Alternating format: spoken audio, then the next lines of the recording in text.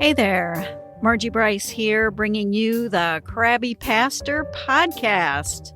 And I don't think you're going to be too surprised to know that it's too easy today to become the Crabby Pastor. Our time together will give you food for thought to help you be the ministry leader fully surrendered to God's purposes and living into whatever it takes to get you there and keep you there. So we're talking about sustainability in ministry. Well, hey there. It is Margie Bryce back after some sabbatical time. So, that's my disclaimer. Maybe it should be my warning. I'm not sure which, but we shall see. And I have with me, I've been looking forward to this interview, Alan Fadling with me, and he is the author of An Unhurried Leader. That is not, for the record, an oxymoron, people. It really is not. So, Alan, why don't you start us off by telling us a bit about your nonprofit, your ministry, and your books? Thank you. Well, it's good to be with you, Margie. And as far as unhurried leader, you're right. It's not an oxymoron, though to some ears it sounds like one. Yes. Really, we are about helping leaders live a life that is sustainable. And sustainable is like the low bar. We'd like to see if we can't help people live a flourishing life and be flourishing leaders. And so a lot of what we do, whether we're speaking or training or writing books, is to try and help leaders rediscover the genius of Jesus' unhurried way. We just think that's part of what he came to show us. What that abundant life was going to look like was a less frantic, less frenetic, less hurried sort of life. And so that's a little bit about who we are and a little bit about what we do. Yes, and I think we're kindred spirits. I know I like to say that I am a self-care advocate for ministry leaders. And then my Facebook group is Self-Care and Sustainability for Ministry Leaders. Wonderful. So, yeah. And like you said, sustainability is kind of the low bar. But really, it's not. If anybody here, and we'll raise our hands here on this side of things for who here has been burnt out. Oh, man. Raise your hands. Absolutely. It's true. I think you were mentioning about your story. But before we get into that, because I always forget this, except I even have this on my card in all capital letters, what makes you crabby? Because I got all the way through one of my interviews and the gentleman at the end said, "You never asked me what made me crabby." So I thought, okay, that's our new gig here, is to ask close to upfront so I don't get immersed in what you're talking about. Yeah. And forget. Well, I'm a person who likes structure, and so I get crabby at unwelcome surprises. I'm usually fairly crabby when I'm being misunderstood by somebody else. Criticism has a way of making me a bit crabby. Oh, that's a good one. Yeah, and then the last would be self-absorbed people on the freeways. Oh, really be crabby. And you live in California. And I live in Southern California, where that happens a lot. Oh my goodness. Oh my goodness. Well, you get high marks for honesty here. You didn't come up with just one, but a few. Sure. Well, why not? Let's be honest, huh? I know. Let's have honest conversation. Well, great. Well, why don't you move us into your story of how you came to pursue your ministry? It's called Unhurried Living, correct? That's right. Yeah. unhurriedliving.com. That's our address. Mm-hmm. Yeah. So, our story, I've actually this month, at least as you and I are recording this, is my 40th year in paid ministry. But in my first decade, maybe even just my first 5 years, what had been modeled for me, to use the language we just used a moment ago, was utterly unsustainable. Mm-hmm. I was a full-time local church college pastor. I was a full-time student in seminary. I was newly married. You could say, if you want to use a metaphor for it, I was burning the candle on both ends and melting it in the middle. Oh, It my. it was not going to work. And I remember I'm in my later 20s and I have a crisis of ministry. And the crisis is I can't keep doing this for a few more months the way I'm doing it. And I kind of had the idea I might do this for more decades. I've got a Yeah. problem. Mm. And it was at that moment that God brought along a few mentors, and they were living much more sustainable, I would say much more abundant lives than I was. And they were 10 and 15 and 20 years older than me. And really, they just reintroduced me to the ways of Jesus, that he often withdrew to lonely places to pray. I never did. I felt like the more I did at church and the more I did at school, the better I was, the more important I was, which is a great recipe for burnout. If you need one, I highly recommend that one. That one works really, really well. So If you're looking for a if that's burnout what you're method. trying for, now I hope none of your listeners are, but it worked Right. sadly very well for me. And so I began to practice what I would call unhurried practices, your language of doing well at self-care or soul care. I Mhm. made space for that. And I began to make space for that in the lives of those alongside whom I worked or for whom I served as a supervisor. I began to work with them to be sure they were creating sustainable patterns in their lives. And so that's a little bit of the beginning. That was a little over 30 years ago. And we've continued since then. Yeah, it's really interesting that I think the newer to ministry younger folk today are kind of doing a real intentional job in several instances of saying this ain't sustainable, or the work life balance, especially since COVID, that really has come to the forefront. And I know in your book, I'm going to quote you to you a bunch here because Uh, there's just some really great stuff in it. The one who hurries gets the most done for God. yeah, And that sense that, okay, you're called into ministry and you understand that God is going to use you, but you really are not the instrument of salvation. That would be the work of the Holy Spirit. mhm. And you're there as a part. So I don't mean to just negate people who serve in ministry, but we have to put ourselves in the proper place. So I liked what you said, is unhurried leaders are more fruitful because it is more unhurried, not in spite of the slower pace. Yeah. So you're Y- more effective. That's what I think. Yeah. That that comment that you'd imagine some people think the most important thing is the one who is most hurried gets the most done for God. But that's a riff on an old line from Vincent de Paul from Yeah. centuries ago. And his line was, the one who hurries delays the things of God.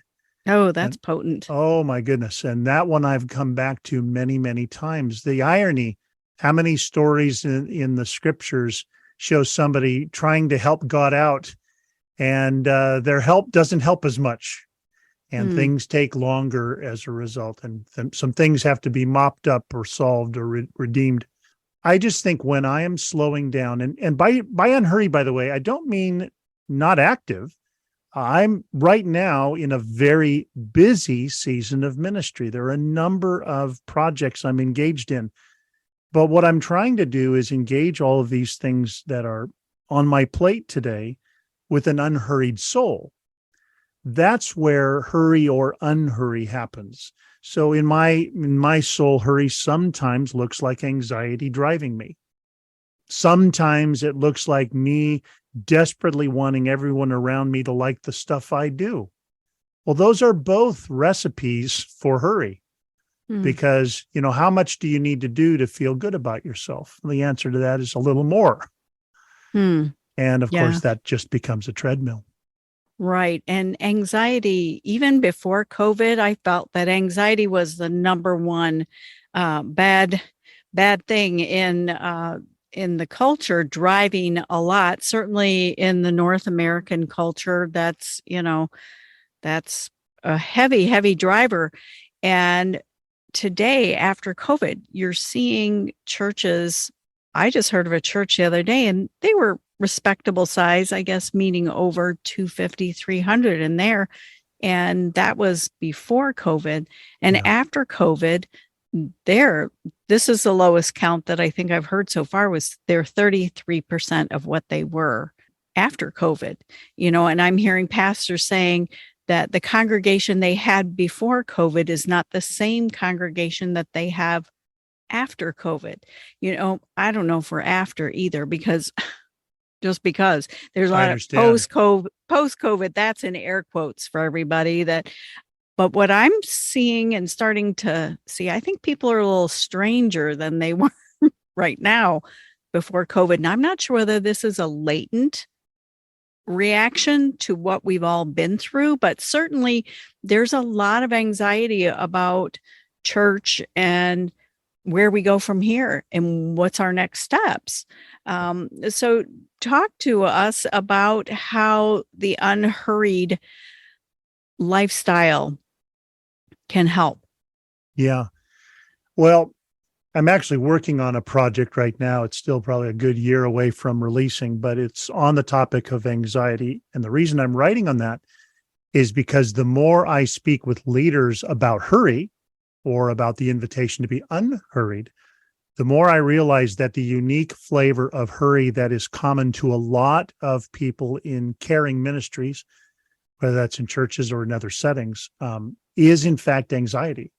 Mm-hmm. And that has been one of my lifelong struggles, is the challenge of anxiety. And so I have tried to, do well in my ministry to somehow quiet my own anxiety. I've tried to perform well enough to make my anxiety go away. And of course, that didn't work so well. The thing that I'm finding is I'm learning how attached to my anxiety I've become over my years. I'm 62 this year. And as long as I can remember, anxiety's been an issue. But what I'm finding is that Jesus just might be right about my anxiety, that it actually doesn't lengthen my life or improve my performance or add an inch to my stature or, any of those other things he says in that sermon, that in fact, it may just be doing me harm. But oddly, for the longest time, I realized I sort of thought my anxiety was an asset. Like it sort of drove me to high standards and it kept me going. And I realized that I was clinging to my anxiety as though it were doing something for me. Now, saying that out loud just sounds about as silly as anything else I might say. But I wonder how many of your listeners, if they thought about it, if anxiety's been an issue for them, I think we use these strategies because for some way or another, they work for us, or they seem to work for us. And one of the great gifts over the last few years, and especially these 2 or 3 years of pandemic isolation, especially, it provoked my anxieties in new ways. And I had to lean into it, or I just wasn't going to be able to function.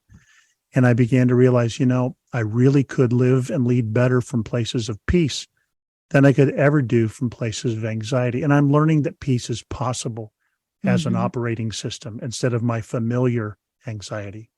Yeah, that's interesting that you say familiar, because that's what happens. I think you get used to ways of being and ways of responding. And if it's out of anxiety, it's not going to help. I had a ministry colleague, and hopefully, well, I don't know if you're out there listening, I won't name you, but they told me that they knew that if they worried and was anxious about something, that it wouldn't happen. Oh, imagine that connection. Oh, yikes. Yeah. I know. I was stunned for a minute and just didn't even know how to respond to that, and thought, wow, what an anxiety trap to be stuck in. And you mentioned in your book other engines, engine of anxiety for one, but fear was another one. And certainly, again, you're seeing churches where they're much smaller, not just in numbers, but in money, which then Mhm. also has an impact on personnel, which has an impact, yada, yada, you're going down the pike. And that can definitely play into fear, and it can play into other things that you mentioned, like anger. Yeah. No, that's really true. Yeah, like your friend who sort of had the idea that if he worried about something or, it wouldn't happen. I realize, for me, for the longest time, I thought if I worried about something coming up in the future and just ruminated on it a lot, I'd be better prepared when it came. So that was one of the things I thought anxiety was doing for me. Oh, wow. And, now again, I say that out loud. It's like, I don't think it was doing as much for me as I've imagined. So I sort of call anxiety my not so wonderful counselor. So that has been a flavor of my own recovery from hurry, and then learning how to live more unhurried. And I just think it has been more abundant and more sustainable to live this way and to lead this way. For sure. And you also mentioned, which I regard myself sometimes as a recovering perfectionist, Oh, yeah. because you mentioned that as another engine, as opposed to the engine of trust and trusting Christ and nurturing that relationship first and foremost, as opposed to, oh, charge, we're going to go do this. We're going to take this city for Jesus. And oh, P.S. Jesus, if you want to come along on the bus with us, that's fine, which is Yes. a totally different way of going at it. And you talk about that a lot in your book, about how to ensure that you have things in the proper order and proper perspective. Yeah. Well, I just think for my own recovery from perfectionism, one, I had to learn how to celebrate progress instead of waiting to celebrate some imagined perfection. Mm-hmm. And progress is never perfect and nice, neat, upward slanting line. Sometimes it's a step or two back before we take a few steps forward. But that we can celebrate, we can appreciate. And the other thing is, my perfection is not as important as God's perfection. And being able to just enjoy the goodness of who God is, letting that be my gaze, that's freeing. And maybe the last thing I'll say is, my perfection has been the place where I've had to most learn what it means to grow in grace. Grace is not just a category for, we're saved by grace, it's the doorway in, that sort of thing. Grace is every step of this journey we're on. God is always meeting us with generosity, always meeting us as an empowering presence, always meeting us with the mercy, the forgiveness that perhaps we need. Yes. And, so there were several things about, what you were writing and how you were writing about things. The perfectionism caught my attention, anxiety. I think I've wrangled with that. But one other piece that you mentioned, and this means, because I discovered this while it was a pastoral care and counseling class, I think in seminary, where we had to go through Overcoming the Dark Side of Leadership, go through that book. And that's where I realized, like you, I was a little more looking for the recognition and the affirmation that I didn't get in my family of origin than what I anticipated. Now, just to say, too, that everybody that goes into leadership usually has some kind of vacuum issue that they are unknowingly maybe pursuing. All of us do that. And it doesn't mean that you're any less called or any less equipped for ministry, but it's a good idea for you to figure out the baggage that you're toting so that and then you can say, oh yeah, there's that again. So talk to us a little bit about that need for recognition that some of us have.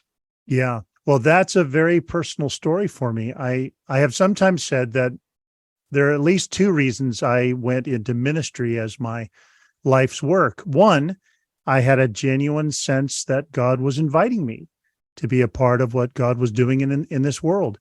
And in my vision, that meant serving in the church as a pastor. But the other reason I went into ministry was I was in a church that highly valued the study and the teaching of the scriptures. And I'm a thinker type of person, and I like to study and read and learn. And what I discovered was when I shared my insights, people would say, "Oh, that's a really good insight, Alan." And then something in me would say, "Oh, I want more of that." Hmm. That's a big And admission. That's a really big admission that you just made to be able to say that. I want more of that. yeah, well, what I discovered, and maybe this is the way to say it for all of us who are in this episode listening, those listening, is I realized in a way I was bringing my thirsts to my ministry Mhm. instead of bringing my thirsts to God.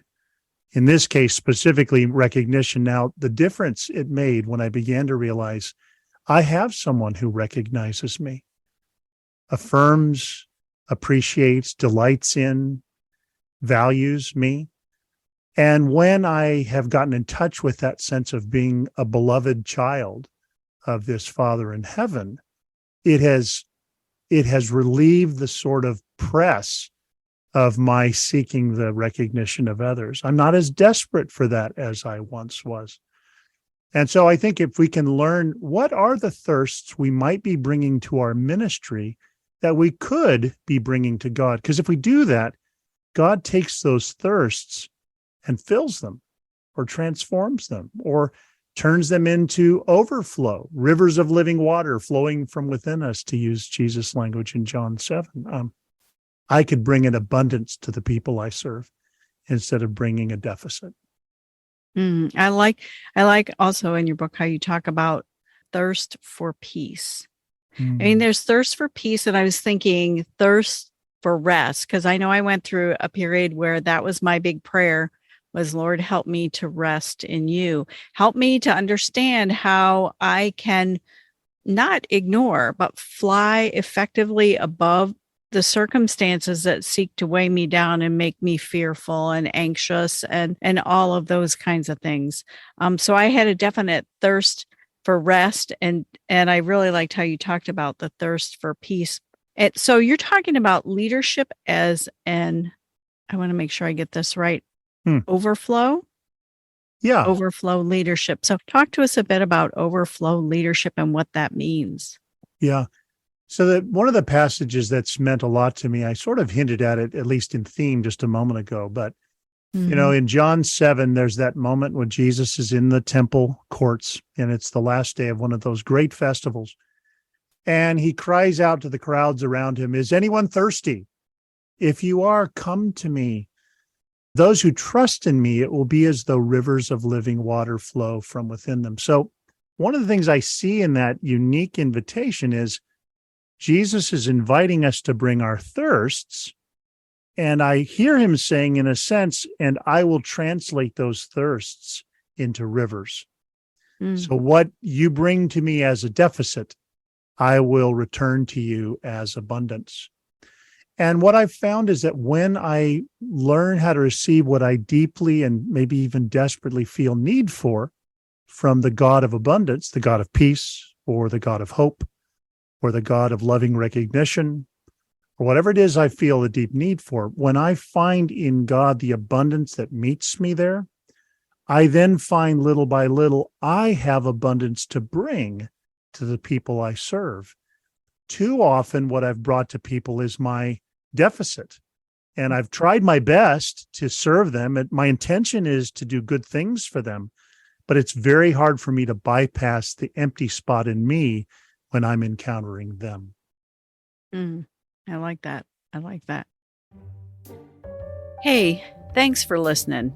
It is my deep desire and passion to champion issues of sustainability in ministry and for your life. So I'm here to help. I stepped back from pastoral ministry, and I feel called to help ministry leaders create and cultivate sustainability in their lives so that they can go the distance with God and whatever plans that God has for you. I would love to help. I would consider it an honor.